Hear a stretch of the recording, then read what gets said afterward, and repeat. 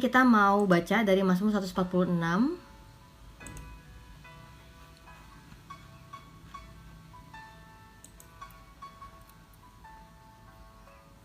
Kemarin kita baca 145 ya. Sekarang kita mau baca Mazmur 146. Oke, kita berdoa dulu sebelum kita mulai. Yuk, kita berdoa. Tuhan, aku bersyukur bahwa Engkau Allah yang besar, Engkau Allah yang ajaib. Dan hari ini kami masih mau tetap untuk renungi firman Tuhan, karena kami percaya kami hidup bukan sekedar dari makanan, apa yang kami bisa nikmati dari tubuh jasmani kami, tapi kami hidup dari setiap firman yang keluar daripadamu ya Tuhan. Dan kami percaya bahwa firman ini yang kami baca dari Mazmur 146 akan mengajarkan kami tentang bagaimana kami bisa mengucap syukur dalam segala keadaan. Kami gak perlu tunggu keadaan baik dulu, kami gak perlu tunggu kami diuntungkan dulu, kami gak perlu tunggu kebaikan dulu nyata dalam hidup kami. Tapi alasan kami mengucap syukur karena Tuhan yang hadir dalam hidup kami, karena Tuhan yang berdaulat dalam hidup kami. Aku bersyukur sebab Engkau Allah yang luar biasa, yang mampu menyatakan kebenaran ini Tuhan kepada masing-masing individu, sehingga mereka dapat melakukan firman ini jadi hidup. Karena aku percaya bahwa kebenaran itu tidak hanya menjadi kepuasan bagi akal budi kami, tapi juga menghasilkan buah kebenaran dalam hidup kami. Dan aku percaya bahwa hari-hari ini setiap anak-anak Tuhan, mereka bisa dimampukan untuk mereka menghidupi firman Tuhan, dan mereka menjadi saksi bagi banyak orang di sekitar mereka. Terima kasih Tuhan, di dalam nama Tuhan Yesus, amin. Info gereja daerah Jakarta Barat. Banyak Pak. Banyak. Bapak bisa cari Bapak di daerah Jakarta Baratnya, Jakarta Barat apa. Sebenarnya tinggal bantu di Google aja tuh udah langsung keluar. Gereja di daerah Jakarta Barat. Jakarta Barat juga luas juga ya. Banyak kok. Tinggal bantu cari di Google, Pak. Ya, kita mau baca Mazmur 146.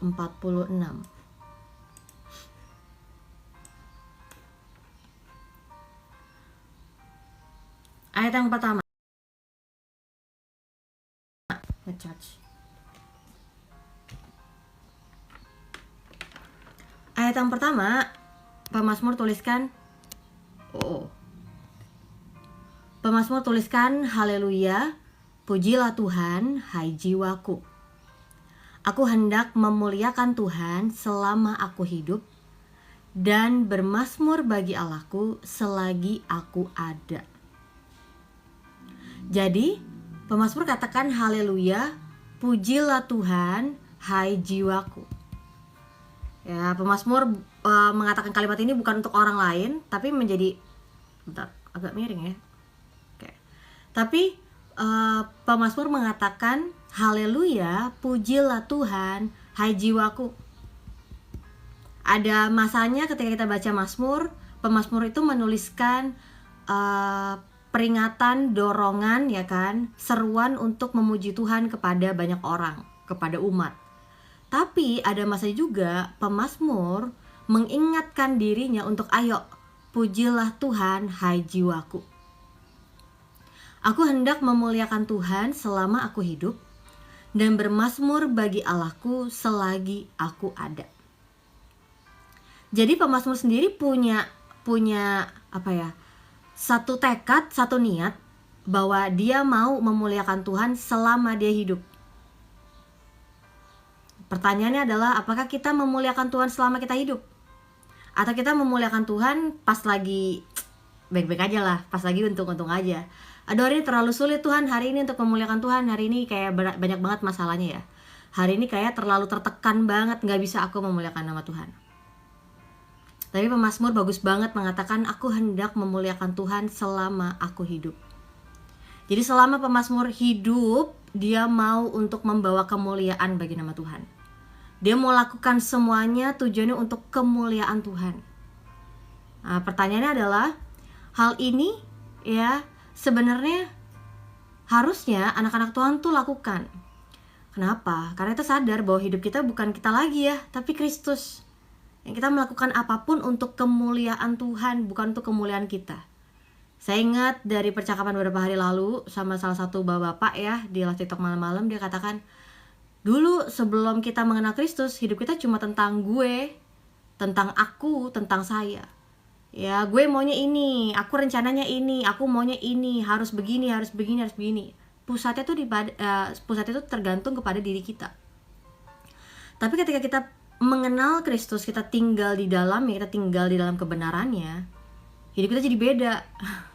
Semuanya kita lakukan untuk Tuhan, semuanya kita lakukan untuk kemuliaan nama Tuhan.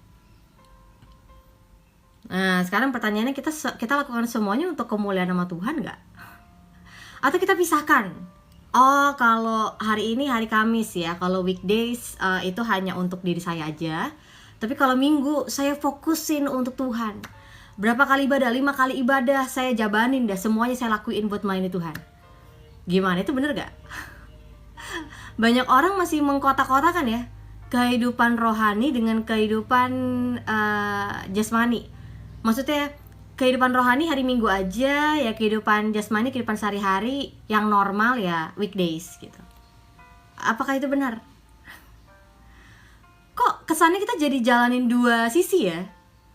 Hari Minggu jadi Kristen tulen ya kan? Kalau misalnya Senin sampai Jumat kita jadi Kristen yang tobat kumat. Loh, mana ada Kristen tomat? Kristen ya Kristen ya, harusnya gitu.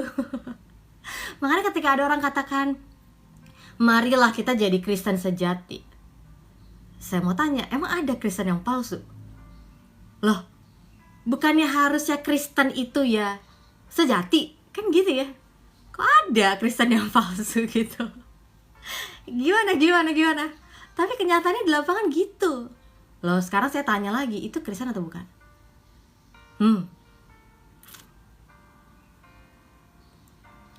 Ya, dijawab masing-masing aja ya. Untuk jadi review masing-masing aja ya.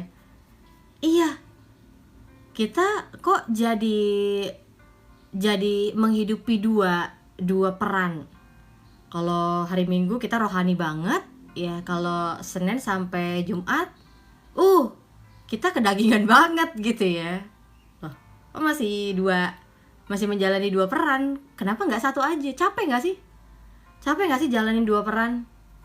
Kalau weekdays kita jadi orang yang bener-bener seenaknya aja ya kan, apalagi omongan kita kasar, hidup kita nggak dalam kebenaran, kita suka bohong, kita tukang tipu, terus hari Minggunya kita kayaknya rohani banget gitu.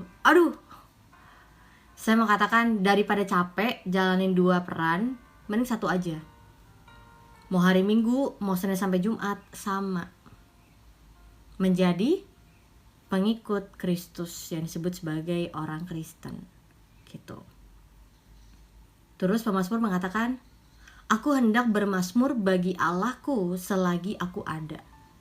Ya, jadi bermazmur juga ya kan, banyak orang itu mengertinya itu kayak cuma, oh ya udah saya bermazmur itu berarti saya cuma menyanyikan pujian-pujian aja. Saya suaranya nggak bagus, nggak bisa saya bermazmur, orang-orang lain aja, saya mah nggak usah. Loh, tunggu. Sebenarnya hidup kita juga bisa jadi pujian bagi Tuhan kan? Hidup kita bisa jadi penyembahan bagi Tuhan kan? Mazmur, pujian, penyembahan kan nggak bicara tentang kita harus nyanyi terus.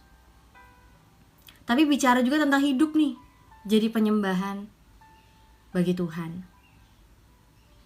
Ayat yang ketiga, janganlah percaya kepada para bangsawan, kepada anak manusia yang tidak dapat memberikan keselamatan. Jadi pemazmur bilang, jangan percaya kepada para bangsawan, kepada orang-orang yang punya posisi tinggi, kepada para orang-orang yang terkenal ya. Kalau sekarang apa? Public figure, apalagi pemimpin, orang-orang terkenal. Kenapa? Karena mereka tidak dapat memberikan keselamatan. Kayaknya salah deh ini mazmurnya. Bisa kok, teman saya tuh selalu tolong saya ketika saya lagi telepon dia. Saya percaya pemimpin saya pasti bisa tolongin saya kok. Kenapa pemazmur katakan mereka tidak dapat memberi keselamatan? Ayat yang keempat, apabila nyawa anak manusia melayang, ia kembali ke tanah. Pada hari itu juga lenyaplah maksudnya. Maksudnya pemazmur mengatakan bahwa manusia itu ya kalau nyawanya udah nggak ada, udah selesai hidupnya. Dia kembali ke tanah. Dan semua rencananya, semua keinginannya, apalagi semua mimpinya udah nggak bisa dilanjutin. Karena dia udah mati, udah kelar, nggak bisa dilanjutin. Ya, itu sebabnya kita harus sadar bahwa manusia itu terbatas, nggak bisa menjamin kita, memberikan kita keselamatan. Ayat yang kelima, berbahagialah orang yang mempunyai Allah Yakub sebagai penolong, yang harapannya pada Tuhan Allahnya. Ini beda. Tadi pemazmur bilang jangan percaya kepada para bangsawan, kepada anak manusia. Kenapa? Ya dia akan mati. Udah selesai tuh, kelar hidupnya. Tapi berbahagialah orang yang mempunyai Allah Yakub sebagai penolong, yang harapannya hanya kepada Tuhan. Nah, benar nggak kita menjadikan ya Tuhan Allah kita sebagai satu-satunya penolong, atau kita lebih suka Tuhan plus-plus yang lain gitu ya? Iya ya, percaya kok sama Tuhan, percaya, tapi kayaknya tetap harus punya temen yang meyakinkan sih supaya bisa tolong saya. Iya ya, saya percaya Tuhan tuh sanggup menolong saya, tapi kayaknya saya mesti harus punya temen deh, teman-teman di polisi, teman-teman di tentara. Kayaknya setidaknya iya jaga-jaga aja kalau Tuhan nggak tolong saya. Loh, jadi Tuhan bukan satu-satunya penolong bagi kita. Kita nggak tempatkan Tuhan sebagai satu-satunya tempat perlindungan kita. Karena masih ada Tuhan plus yang lain. Itu namanya nggak percaya sama Tuhan. Kalau percaya sama Tuhan, kalau berharap sama Tuhan, kalau menjadikan Tuhan sebagai satu-satunya penolong, nggak perlu ditambah-tambahin sama yang lain. Tuhan aja. Kalau misalnya bicara, saya percaya sama Tuhan, tapi, nah kalau masih ada kata tapinya, berarti Anda belum percaya seutuhnya sama Tuhan. Iya, saya tahu, untuk bisa punya kepercayaan yang teguh sama Tuhan, untuk bisa percaya aja sama Tuhan, bahkan kalau kita bisa mengukur kepercayaan kita 100% nih Tuhan gitu ya, itu prosesnya memang panjang ya, dalam arti ya kita banyak belajar dari tokoh-tokoh Alkitab bagaimana proses mereka untuk jadi percaya, untuk hidup dalam iman, untuk hidup hanya percaya kepada Tuhan satunya Abraham. Nggak langsung tuh Abraham langsung gitu kan, ada naik turun ya. Tapi poin yang mau saya sampaikan adalah, iya kita mau belajar untuk percaya kepada Tuhan. Hari ini kita percaya sama Tuhan, tapi kita masih merasa ada sedikit keraguan Tuhan. Lalu besok kita mau percaya lagi sama Tuhan. Tuhan, aku mau percaya, semua keraguan itu udah aku tinggalkan. Aku mau memilih percaya kepada Tuhan karena hari ini firman Tuhan berbicara untuk aku percaya sama Tuhan aja. Besoknya lagi, Tuhan aku mau percaya, kemarin kayaknya baru ya 35%. Sekarang aku mau lebih lagi, Tuhan percaya sama Tuhan. Pernah nggak kita berdoa bukan hanya sekedar minta kebutuhan jasmani, tapi juga kita minta kebutuhan rohani kita? Dalam arti gini, Tuhan, saya tuh ini juga belajar dari salah satu kisah di Alkitab ya, bahwa dia berani bicara kepada Yesus, Yesus ampunilah aku yang kurang beriman ini, ampunilah aku yang kurang percaya ini. Maksudnya dia menyadari bahwa Tuhan, aku tuh pengen percaya, tapi aku sekarang lagi sulit percaya. Aku mau percaya gimana ya gitu. Nah, maksud saya adalah banyak orang itu ketika lagi sulit percaya, dia malah sembunyiin kesulitan percayanya itu dari Tuhan. Padahal sebenarnya kita bisa untuk Tuhan, aku mau percaya, tapi kenapa ya aku merasa hari ini sulit banget buat percaya. Tuhan, aku tuh mau untuk bisa berserah penuh, tapi kenapa hari ini tuh kayaknya ketakutan, kekhawatiran tuh kayak lebih besar banget dalam hidup aku. Banyak orang Kristen itu ketika dia bergumul dengan ketidakpercayaan, dia merasa seolah-olah dia bisa untuk melalui itu sendiri. Nggak bisa. Saya juga dalam saat teduh saya, dalam pergumulan saya pernah bicara sama Tuhan, Tuhan, ini gimana ya? Saya nggak tahu sih masa depan kayak gimana. Saya juga maunya percaya sama Tuhan 100%. Tapi Tuhan, ada kekhawatiran saya di bagian ini segala macam. Hari ini saya belum melihat nih ini segala macam. Tapi Tuhan tolong supaya saya bisa lebih lagi percaya sama Tuhan. Tuhan, hari ini saya baru ngalamin hal kayak gini nih, gak enak banget. Aduh gimana ya, bukannya justru keadaan lebih baik gitu ya, menurut ukuran saya malah lebih buruk. Tuhan, ini gimana ya? Banyak orang itu ketika lagi bergumul dalam ketidakpercayaannya sama Tuhan Yesus tuh, dia berusaha untuk menyembunyikannya dan fighting sendiri gitu, padahal gak bisa. Itu sebabnya salah satu kisah di dalam Alkitab, dia berani berbicara kepada Yesus, Yesus ampunilah saya yang kurang percaya ini. Dia akuin di hadapan Tuhan bahwa iya aku kurang percaya, makanya aku gimana gitu ya. Itu bagus banget bagi saya, itu wow itu luar biasa banget, memberikan kita sebuah pengertian bahwa dalam kesulitan, dalam keresahan, kita bisa, Tuhan saya mau percaya, tapi sekarang saya kok rasanya sulit percaya ya gitu. Tahu gak sih, kita tuh bisa tampil apa adanya di hadapan Tuhan. Kenapa? Karena Tuhan udah tahu kita apa adanya. Buat apa kita pura-pura? Buat apa kita pura-pura gitu ya, jadi orang lain, padahal Tuhan udah tahu isi hati kita, udah tahu isi pikiran kita. Buat apa? Itu sebabnya kita bisa bicara apa adanya. Tuhan tolong saya lagi sulit banget. Tuhan tolong saya lagi hilang banget semangat hari ini. Tuhan tolong saya, hari ini kayak saya udah tertekan banget, udah berat banget hidup saya. Itu sebabnya hidup saya tuh begitu berat, saya rasa untuk saya percaya sama Tuhan aja tuh kayak sulit banget. Tuhan tolong saya.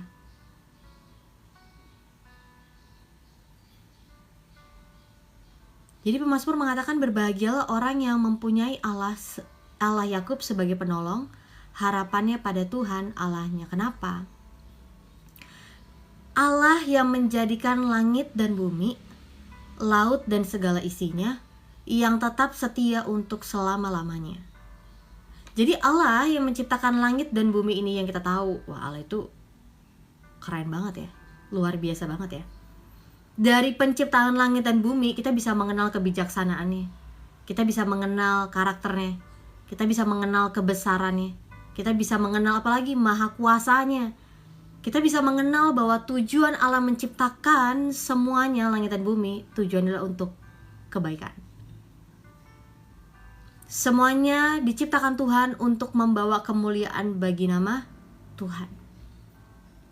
Nah, ayat yang ke-7, Tuhan yang sama yang menjadikan langit dan bumi, ya, Tuhan juga yang menegakkan keadilan untuk orang-orang yang diperas, yang memberi roti kepada orang-orang yang lapar, yang membebaskan orang-orang yang terkurung. Tuhan juga yang membuka mata orang-orang buta, menegakkan orang-orang yang tertunduk, mengasihi orang-orang benar.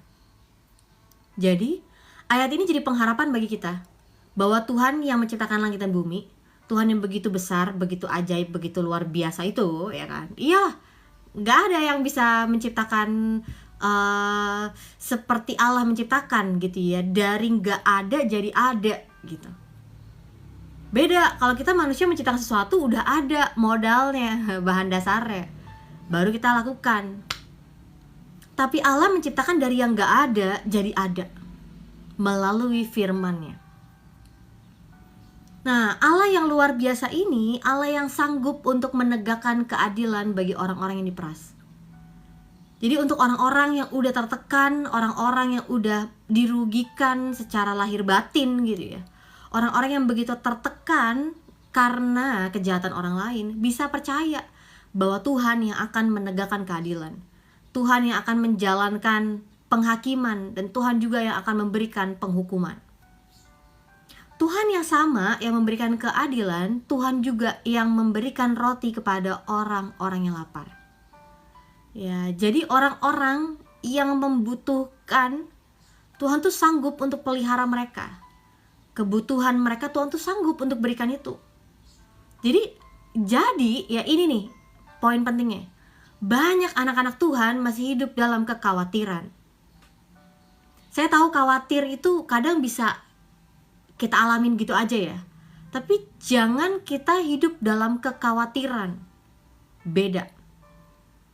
Kalau kita hidup dalam kekhawatiran, berarti setiap menit, setiap detik kita terus-terusan berada dalam kekhawatiran.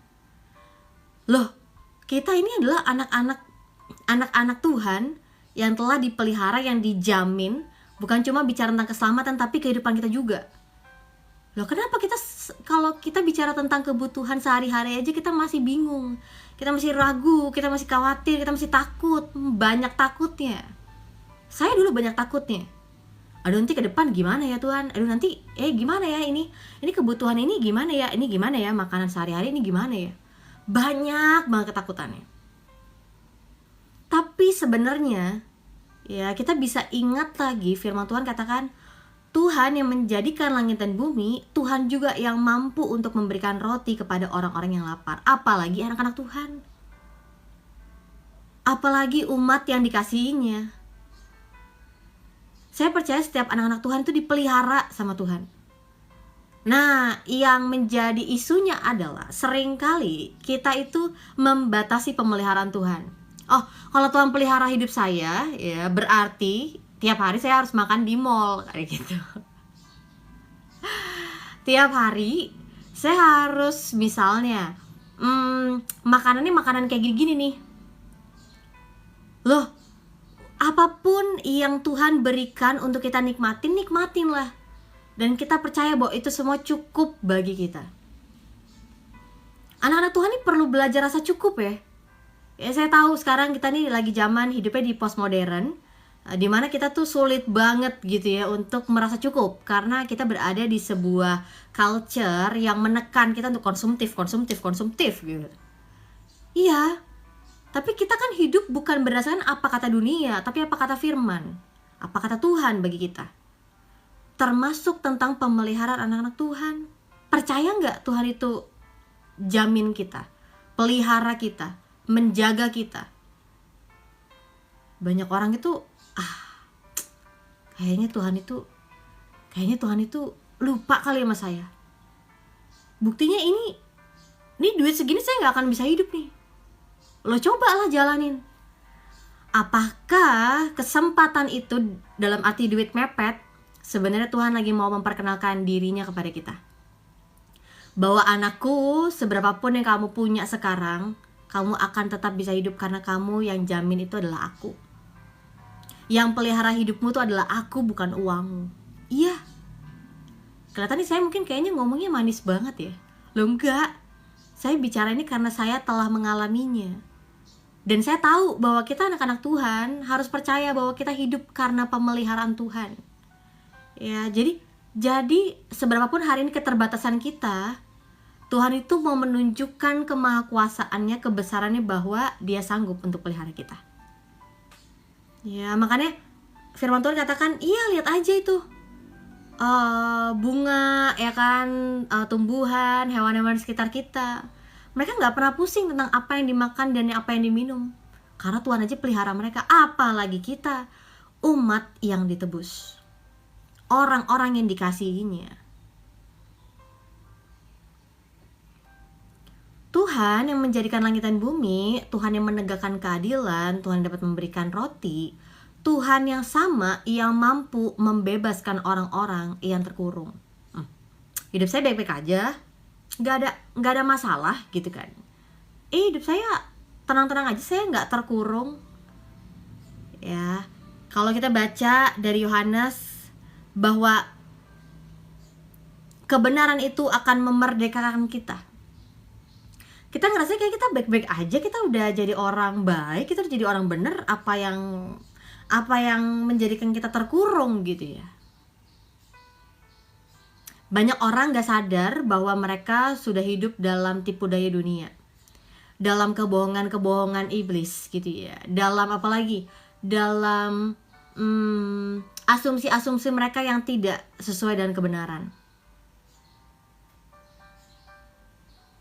Itu sebabnya kita percaya bahwa Tuhan sanggup untuk membebaskan orang-orang yang terkurung.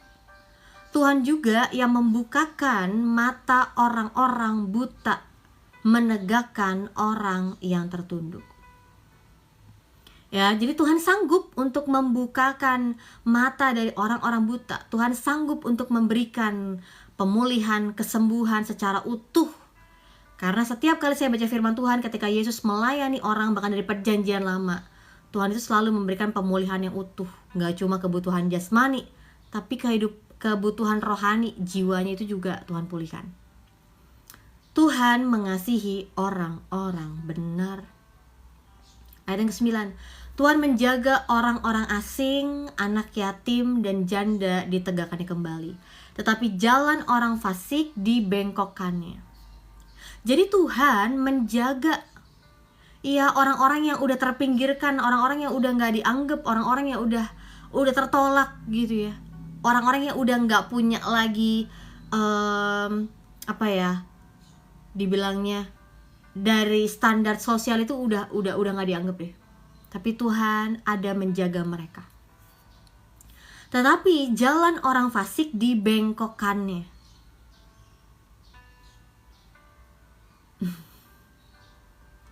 Ayat yang ke-10, Tuhan itu raja untuk selama-lamanya, Allahmu ya Sion turun-temurun, haleluya. Ya, Tuhan itu raja untuk selama-lamanya, Allahmu ya Sion turun-temurun, haleluya. Jadi dari Mazmur ini kita belajar bahwa pekerjaan Tuhan yang besar, yang luar biasa itu membuat kita mengucap syukur padanya. Sebagaimana kita menyaksikan bahwa langit dan bumi ini diciptakan olehnya dengan cara yang luar biasa. Dari gak ada menjadi ada. Dan itu membuat kita jadi mempercayai bahwa Allah itu besar ya, Allah itu ajaib. Dan Allah yang menjadikan langit dan bumi, Allah yang sanggup untuk membebaskan, Allah yang sanggup untuk memelihara, Allah yang sanggup untuk menegakkan keadilan, Allah yang sanggup untuk menyembuhkan, menegakkan, bahkan mengasihi orang-orang benar. Jadi kalau misalnya hari ini kita gak punya alasan untuk mengucap syukur sama Tuhan, dari Mazmur ini kita diingatkan bahwa Tuhan aja bisa menjadikan langit dan bumi dengan luar biasa. Ternyata Tuhan itu adalah Tuhan yang personal ya, yang juga mau menyatakan pribadinya dengan menunjukkan perbuatannya. Jadi Tuhan melakukan ini dan itu untuk kita tuh bisa mengenal pribadinya. Tapi Tuhan yang rasional juga menyatakan dirinya melalui firman Tuhan. Dan yang paling keren lagi, kenapa Yesus harus turun ke dunia, mengambil rupa manusia, membatasi keilahiannya, supaya apa? Supaya manusia itu, orang bisa menyaksikan pernyataan Allah bahwa dia dekat, dia penuh kasih, ya, dia penuh dengan kemurahan, dia penuh dengan belas kasihan. Ya, jika misalnya ada bilang gereja sepi, pakai pelet,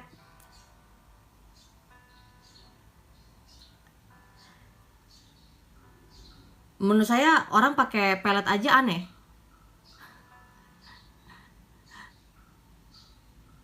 Aneh menurut saya ya, orang pakai pelet tuh aneh. Kenapa? Karena gini, kalau kerja sama gitu ya, membangun hubungan dengan roh jahat itu pasti akan ada dampaknya gitu. Main-main sama roh jahat itu pasti akan ada dampaknya. Host mau nanya, kalau rajin ke gereja dan yang malas ke gereja itu ada perbedaan nggak masuk ke surganya? Ya, jadi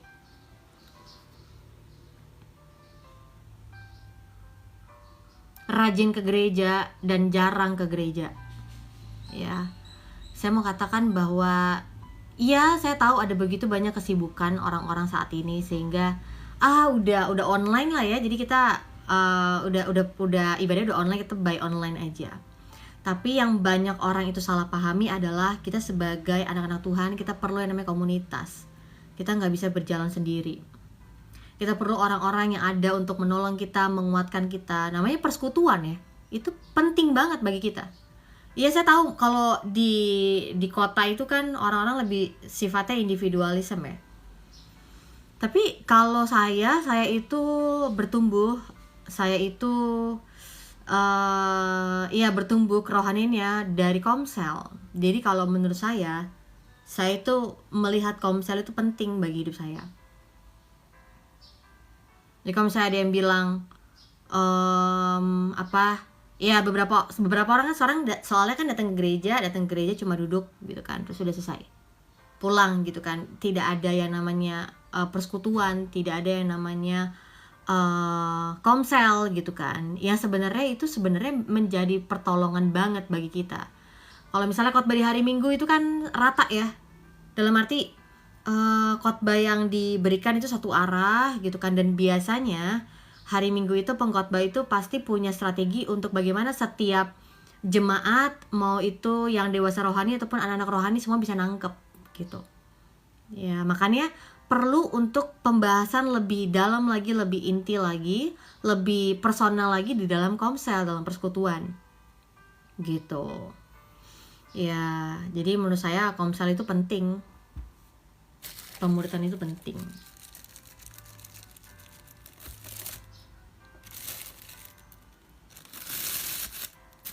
Ya, jadi dari Mazmur hari ini sedikit ya, Mazmurnya 146 ayat pertama sampai ayat yang ke-10.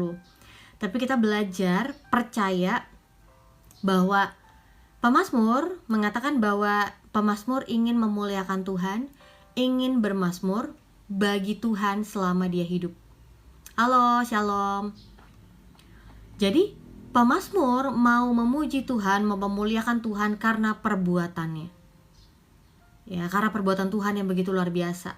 Pemazmur mengingatkan bagaimana Tuhan menjadikan langit dan bumi, bagaimana Tuhan Tuhan yang sama menegakkan keadilan, Tuhan yang sama memberikan roti kepada orang-orang yang lapar, Tuhan yang sama juga yang sanggup membebaskan orang terkurung, membukakan mata orang-orang buta, menegakkan orang tertunduk, dan Tuhan yang sama mengasihi orang-orang benar. Dan Tuhan juga bukan hanya mengasihi orang-orang benar, tapi Tuhan juga menjaga orang-orang yang udah tertolak. Ya ini, orang-orang asing, anak yatim, para janda, itu Tuhan yang menjadi pembela mereka. Jadi Tuhan itu bukan hanya berada di dekat dari orang-orang yang menang, tapi kita lihat kasihnya Tuhan tuh luar biasa. Tuhan itu juga menyatakan dirinya kepada orang-orang yang tertolak, orang-orang yang udah gak dianggap secara strata sosial gitu ya, orang-orang yang udah nggak ada nilainya lah, udah nggak berharga. Tuhan ada untuk jadi pembela mereka.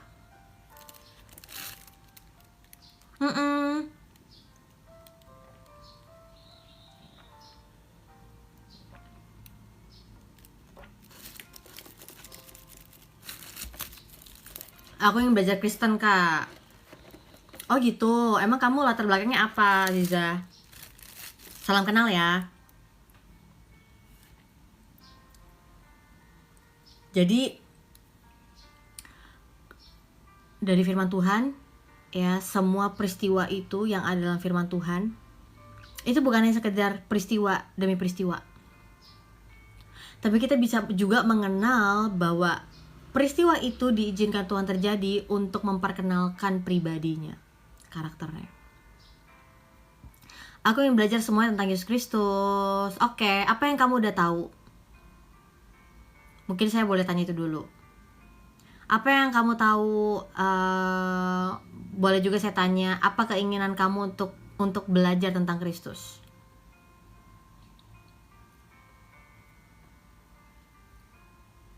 Saya kalau misalnya ada orang mau bilang mau belajar, biasanya saya tanya gitu ya. Misalnya, Kak mau dong Bible study? Boleh. Kamu mau belajar apa? Kenapa menurut kamu Bible study itu perlu? Yesus Kristus dalam Kristen adalah Tuhan dan Juru Selamat.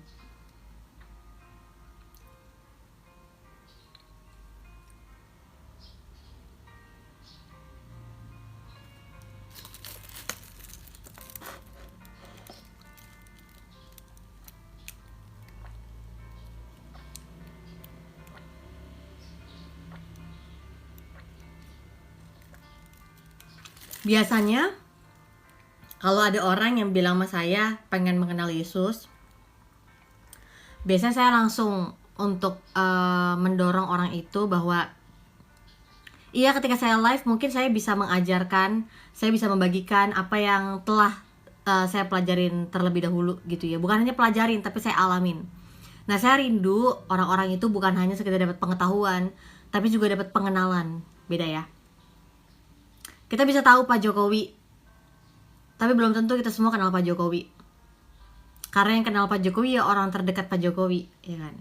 Iya, mau kita tahu bahwa oh iya Pak Jokowi itu katanya suka dengar musik metal gitu ya. Iya, tapi kita nggak tahu, kita nggak kenal Pak Jokowi itu gimana orangnya. Ya, kita tahu informasinya, kita langsung cari aja di Wikipedia dan segala macam, semua website yang ada di internet. Tapi bicara tentang kenal, itu harus melibatkan sebuah hubungan. Sama dengan Kristus, sama dengan Tuhan Yesus. Banyak orang mencari tahu tentang Tuhan Yesus, tapi hanya sedikit yang mau Tuhan, aku mau mengenal Engkau sebagai pribadi. Aku ingin mengenal Engkau Tuhan, ya bukan hanya dari pengetahuan ini. Aku udah coba baca Alkitab dari kitab Kejadian, lalu udah nyampe kitab mana? Kalau misalnya ada orang yang bertanya mau belajar tentang Yesus, kalau saya menyarankan baca kitab Yohanes. Setelah baca kitab Yohanes, baru mulai dari Matius, Markus, Lukas. Ya, terus bisa ke mulai dari jangan langsung kejadian berat soalnya. Oke, udah selesai itu kitab Yohanes, Matius, Markus, Lukas. Terus mulai ke Kisah Para Rasul, lalu mulai balik ke Perjanjian Lama. Kalau kitab Kejadian berat. Tapi kalau misalnya terlanjur ya udah nggak apa-apa.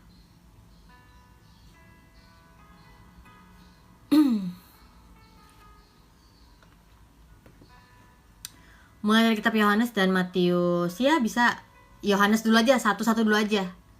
Yohanes dikelarin semuanya, itu ada berapa pasal, dikit kok itu 21 pasal. Habis dari Yohanes mulai baca dari Matius, Markus, Lukas, lalu ke Kisah Para Rasul. Terus kalau misalnya mau baca dari Perjanjian Lama, mulai dulu dari kitab Amsal dulu, Mazmur dulu gitu ya. Kalau dari kitab Kejadian, sebenarnya kalau baca aja bisa, tapi mungkin nanti kalau mau dilanjutin dari kitab Kejadian, Keluaran, kitab Kejadian, Keluaran, Imamat, Bilangan gitu ya, Ulangan, itu bobotnya cukup berat. Karena maksudnya gini, kalau kita baca aja, oh nggak apa-apa. Tapi kan saya selalu mendorong audiens untuk jangan cuma baca doang, tapi juga kita mau dalemin. Ya, dalemin bukan hanya untuk juga memperoleh pengetahuan aja, tapi untuk kita beroleh pengenalan akan Tuhan. Ya betul, Yohanes dulu aja. Gaya penulisannya lebih sederhana, karena lebih banyak bicara tentang Yesus. Lebih banyak langsung menuliskan perkataan Yesus, hidup Yesus kayak gitu.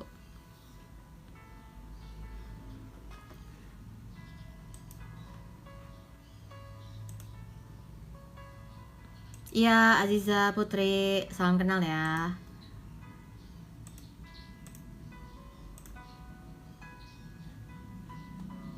Ya, jadi banyak orang yang sampai hari ini mau belajar tentang Yesus, tapi yang mereka lupakan adalah mereka nggak bisa hanya tahu, tapi mereka harusnya pengetahuan itu menuntun kita untuk mengenal Yesus secara pribadi, untuk punya hubungan dengan Yesus, untuk mengenal Yesus. Karena gini, oke, kita mungkin bisa temenan sama teman-teman di TikTok gitu ya, tapi kan untuk kita jadi ngobrol, jadi bercanda gitu ya, jadi bisa live bareng, terus akhirnya bisa kerja sama bareng gitu kan, untuk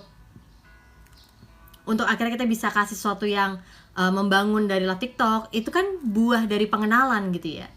Ya, jadi kalau pengetahuan mungkin kita bisa langsung berusaha untuk semua informasi kita masukin ke otak. Tapi jangan seperti saya dulu, cuma tahu doang. Tapi pengetahuan itu tidak membawa saya kepada hubungan yang erat dengan Yesus. Ya, karena sesungguhnya firman Tuhan itu dinyatakan kepada kita untuk kita mengenal Dia, untuk kita menyembah Dia. Makanya belajar teologi itu gak bisa dipisahkan dari penyembahan kepada Tuhan. Karena setiap orang motivasi belajar teologi adalah untuk kemuliaan Allah. Ya, beda dengan beberapa paham atau pandangan dari pengajaran lain gitu ya. Bahwa kalau kita belajar agama-agama untuk keuntungan saya, enggak. Ketika kita belajar firman Tuhan, ketika kita belajar teologi yang alkitabiah, kita tahu motivasinya adalah untuk kemuliaan Allah. Ya. Ya Aziza, karena saya percaya bahwa firman Tuhan itu adalah firman Allah yang hidup.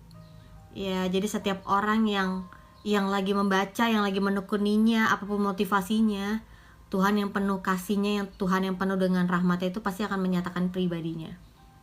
Ya, jadi kalau misalnya nanti Aziza dalam baca-baca gitu ya, baca-baca dan Aziza merasa seperti ada dorongan untuk mau mengenal Yesus secara pribadi, langsung aja, Yesus, aku ingin mengenal Engkau secara pribadi. Gitu. Shalom semua Bapak Ibu, teman-teman, salam kenal ya.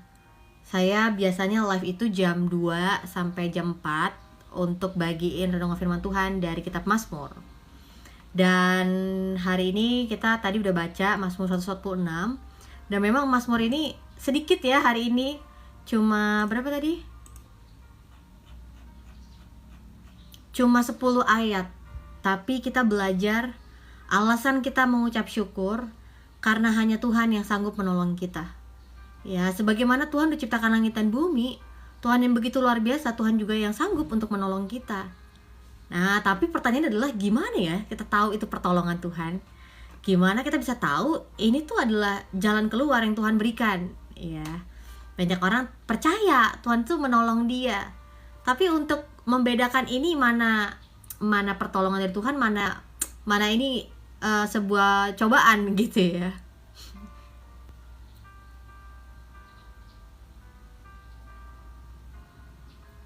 Gimana cara bedainnya? Bahwa ini adalah pertolongan datangnya dari Tuhan, dan ini kelihatannya ini cuma tipu daya iblis doang. Gimana? Ada yang tahu Bapak Ibu? Gimana bisa bedain ini adalah solusi datangnya dari Tuhan dengan ini pencobaan? Contoh. Wih, jadi saya bisa nih daftar di kantor ini gitu kan. Oh iya bisa. Tapi ini ada syaratnya ya. Apa syaratnya? Jadi ibu nanti ini tolong surat ini untuk memperlancar aja ya. Jadi ini surat ini dibuat supaya bisa ini aja lah Bu, cepetin prosesnya aja.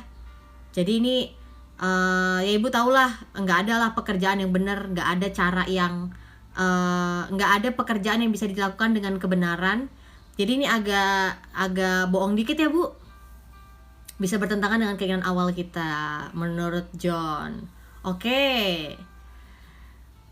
Nah, banyak orang tuh sulit nih membedakan ini tuh jawaban dari Tuhan, solusi dari Tuhan, atau ini sebenarnya adalah cobaan gitu ya. Maksudnya ini adalah tipu daya iblis gitu ya. Lihat caranya aja. Kalau solusi itu kita harus jadi bohong, kita harus jadi melakukan yang jahat, kita harus jadi menipu, itu nggak benar. Karena kalau Tuhan buka jalan, maka jalan itu lurus, benar. Kita nggak perlu jadi berpura-pura, kita nggak perlu berbohong, kita nggak perlu jadi ngerugin orang, kita akan melakukan kebenaran dalam jalan itu.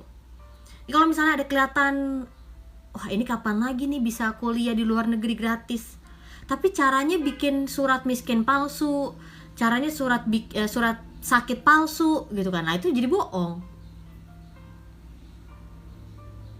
Saya percaya Tuhan tuh menuntun umatnya dalam kebenaran. Ya, jadi perlu berhati-hati. Ya, karena iblis juga punya strateginya tuh, cara-cara yang kelihatannya bener kok. Ya lah, bohong dikit doang. Padahal semua dosa di hadapan Tuhan sama. Gak ada bedanya. Biasanya tidak nyaman, gak masuk akal. Atau juga biasanya itu hati nurani kita. Kayaknya gak bener deh nih orang. Kayaknya too good to be true ya. Kayaknya gak mungkin nih ada orang yang sebaik ini gitu kan. Iya, saya percaya bahwa kadang-kadang kita kaget ketemu orang baik, takutnya ada maksud ya gitu ya. Ya, tapi kita perlu juga hikmat Tuhan. Tuhan ini orangnya beneran baik atau dia cuma ada maunya aja. Banyak orang yang ngomong dirinya baik, tapi yang kita lupa adalah Tuhan, dia ini baik buat apa ya?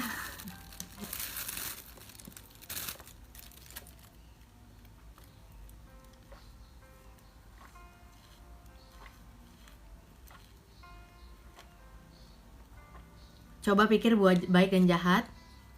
Setelah dimakan berarti jahat itu punya banyak kata-kata negatif.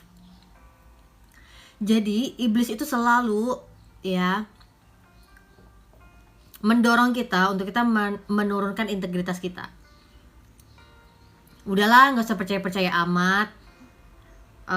Nggak apa-apa lah, harus coba ini dan itu juga. Nggak usah suci-suci amat lah.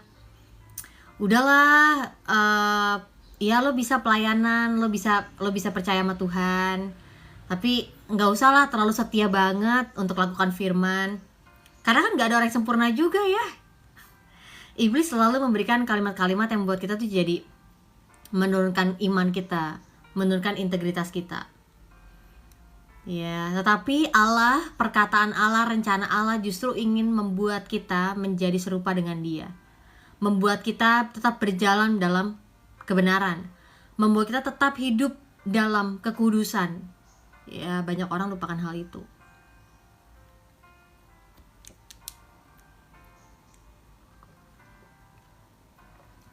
Halo, shalom.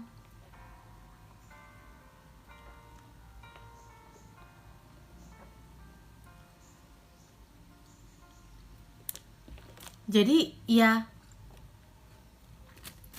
apalagi kita sebagai orang Kristen, namanya peperangan rohani itu pasti terjadi setiap hari, setiap saat ya.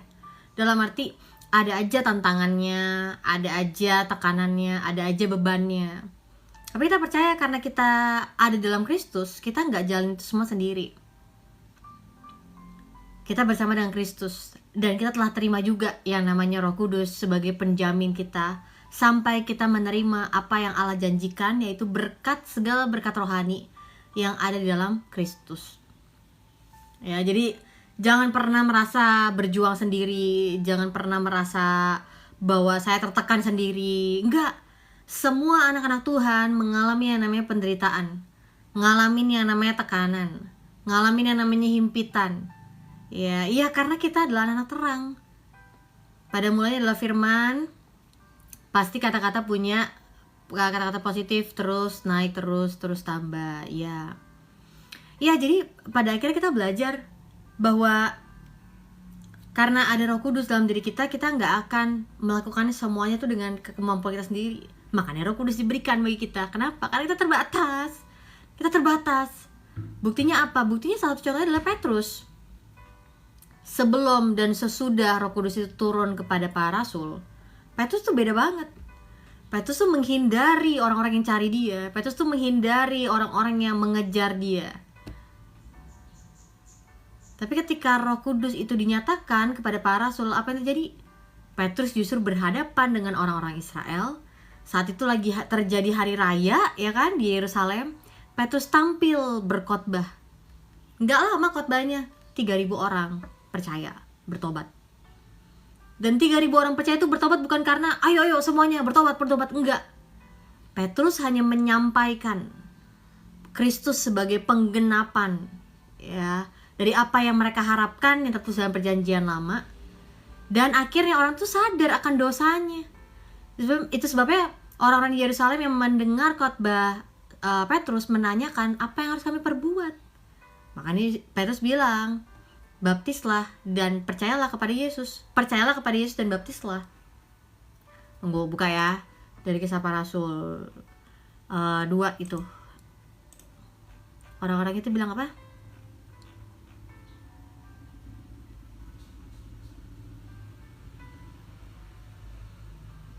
Apakah yang harus kami perbuat, saudara-saudara? Kata Petrus, bertobatlah. Dan hendaklah kamu masing-masing memberi dirimu dibaptis dalam nama Yesus Kristus untuk pengampunan dosamu. Maka kamu akan menerima karunia Roh Kudus. Ya udah, akhirnya bertambahlah jumlah orang percaya 3.000 jiwa. Nah pertanyaannya 3.000 jiwa itu gimana itu dibaptis? Satu-satu. Ada gak yang pernah dalamin itu? Gimana ya?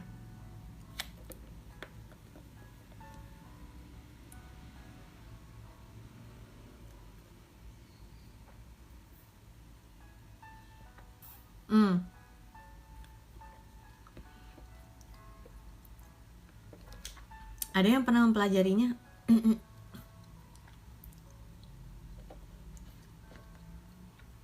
Kata-kata Yesus selalu bertambah positif untuk diri sendiri sama untuk orang yang dikasihinya.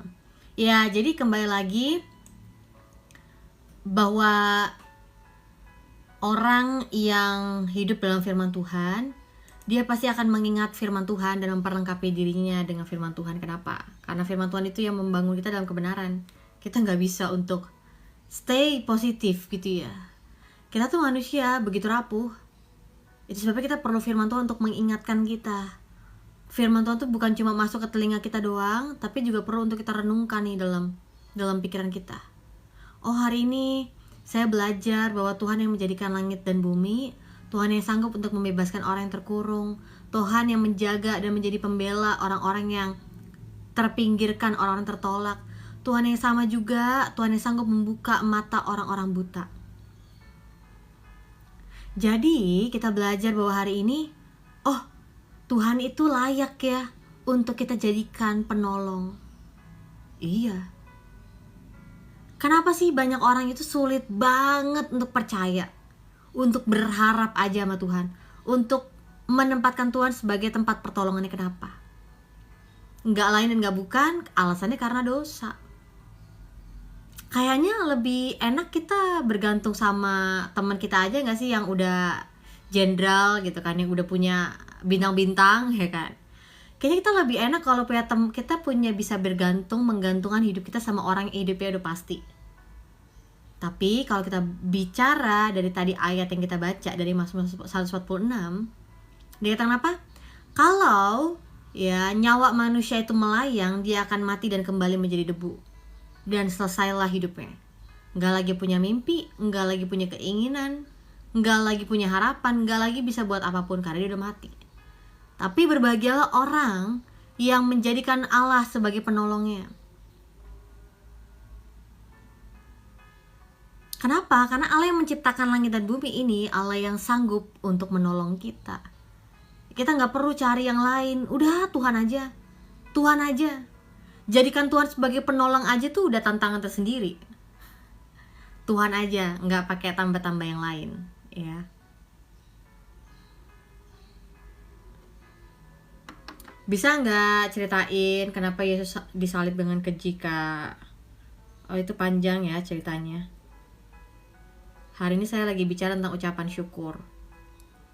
Topiknya nggak mau jauh kemana-mana. Mungkin bisa dengerin dari koma lainnya aja.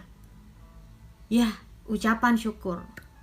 Seberapa banyak dari kita yang hari ini udah mau ucap syukur sama Tuhan? Belum bisa mengucap syukur. Hari ini tuh begitu berat.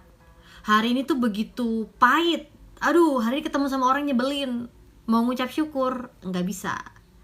Karena kalau ngucap syukur itu pasti kita harus tunggu momen yang manis dulu baru kita bisa bersyukur. Loh, jadi ucapan syukur kita itu bergantung kepada keadaan. Bukannya ucapan syukur kita tuh bergantung kepada Tuhan yang pelihara dan jamin kita nih. Ya, itu sebabnya saya katakan bahwa kepercayaan kita harusnya lebih dari sekedar perasaan. Kepercayaan kita harusnya lebih dari sekedar perasaan. Kenapa? Kalau kepercayaan kita cuma sebatas perasaan, iman kita cuma sebatas perasaan, saya mau katakan perasaan kita gampang berubah karena dipengaruhi oleh keadaan sekitar. Tapi kalau misalnya bicara bahwa iman saya, kepercayaan saya kepada Kristus akan saya tunjukkan, akan saya lakukan, akan selalu saya pilih ya, sebagai sebuah komitmen bahwa saya mengasihi Tuhan. Lihat gak bedanya? Kepercayaan itu timbul dari keputusan, bukan dari perasaan. Kalau bicara tentang keputusan, itu nggak akan bergantung dari perasaan, nggak akan tergantung dari keadaan. Mau hari ini ya saya lagi sakit banget, mau hari ini saya lagi lemah banget, mau hari ini saya lagi bete banget, semua orang nyebelin, tapi saya tetap percaya bahwa Tuhan itu adalah penolong saya. Dan Tuhan bukan hanya menolong saya di masa-masa sulit, tapi Tuhan juga menyertai saya di sepanjang segala masa, segala musim dalam hidup saya. Ada mengakui apa yang dilihat matanya setelah makan buah baik dan jahat. Kita harus perkatakan firman Tuhan, bukan kata-kata positif manusia. Iya, kalau kita orang percaya, kita hanya mau membangun hidup kita dari kata-kata positif, harus berhati-hati, jangan sampai kita jadi seperti Christian Science, dan kita jadi seperti New Age. Karena apa? Manifestasi, self manifestasi, ya kan? Apa yang kita pikirkan maka itulah yang jadi. Apa beda dengan iman? Kayaknya sama ya. Itu sebabnya saya sempat menerima buku-buku tentang manifestasi dari beberapa orang. Ini bagus dan ini kayaknya bener, ini kayaknya Kristen banget. Apa bedanya self manifestasi ya dengan iman? Apa ya bedanya? Kayaknya kan mirip-mirip aja. Benar? Benar? Versi singkat, kasih Allah, keadilan Allah, murka Allah, semuanya kudus. Ya, jadi kalau misalnya kita baca dari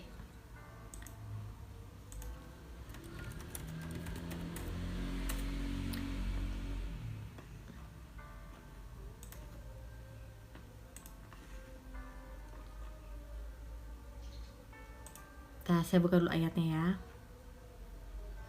Kalau kita buka dari Ibrani 11 ayat yang pertama, iman adalah dasar dari segala sesuatu yang kita harapkan dan bukti dari segala sesuatu yang tidak kita lihat.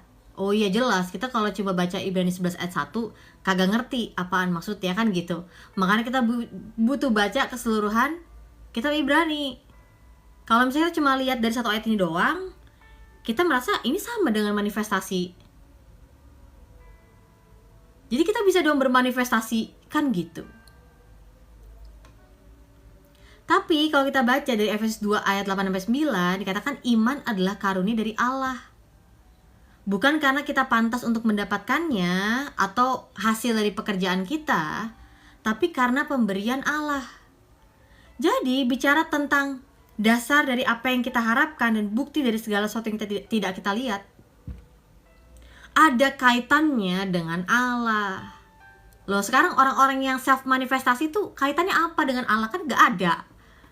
Mereka cuma maunya apa, ya udah saya maunya itu terjadi, kan gitu. Tapi kita kan baca dari firman Tuhan bahwa iman timbul dari pendengaran akan firman Tuhan. Ya, jadi iman itu ya yang kita harapkan, bukti dari segala sesuatu yang belum kita lihat, itu semua ada kaitan dengan rencana Allah, dengan kebenaran, yaitu Allah sendiri gitu ya. Jadi kalau misalnya ada yang masih self manifestasi gitu ya, saya ini orang belum tahu ya bahwa iman dengan manifestasi itu beda ya. Makanya kalau misalnya ada orang yang masih ngebet ya, kemasannya kayaknya iman tapi sebenarnya itu self manifestasi. Dia maunya itu kekeh, ditanya kenapa harus itu terjadi, ternyata itu terjadi harus untuk menguntungkan dia. Sedangkan kita yang di dalam Kristus, hidup kita bukan untuk kita lagi, tapi untuk Kristus. Kita lakukan semuanya, kita mau mencapai ini dan ini, tujuannya untuk kemuliaan Allah. Ya, jadi kalau kita mau ini dan itu, kita tanya sama diri kita, ini maunya untuk diri saya atau untuk orang lain? Jujur aja, itu untuk keuntungan kita, untuk kemuliaan kita, untuk kemuliaan Allah.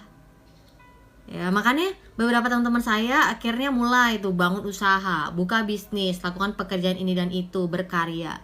Tujuannya apa? Bukan untuk mencari keuntungan dia. Iya, dia terima berkatnya Tuhan, tapi dia tahu berkat yang dia terima itu harus dia pakai juga untuk memberkati orang lain. Ya, kemarin saya pernah muncul di FVP saya. Dia buka usaha clothing di luar negeri, dia jualan sweater, dan dia senang banget bahwa hasil dari sweater itu, penjualan sweater itu bisa dia donasikan supaya semua gereja di daerah daerah kota dia, setiap penjara itu bisa punya Alkitab. Bagus banget ya? Iya. Kalau kita mau kerjakan sesuatu tujuan untuk kemuliaan Allah, pasti kok Tuhan buka. Ketika Tuhan tahu kita siap, visinya jelas untuk kemuliaan Allah, Tuhan buka jalan. Ya, pertanyaan sekarang adalah ketika kita mau membuka sesuatu, visinya apa? Belum jelas, ya kan? Ternyata untuk keuntungan kita doang. Iya.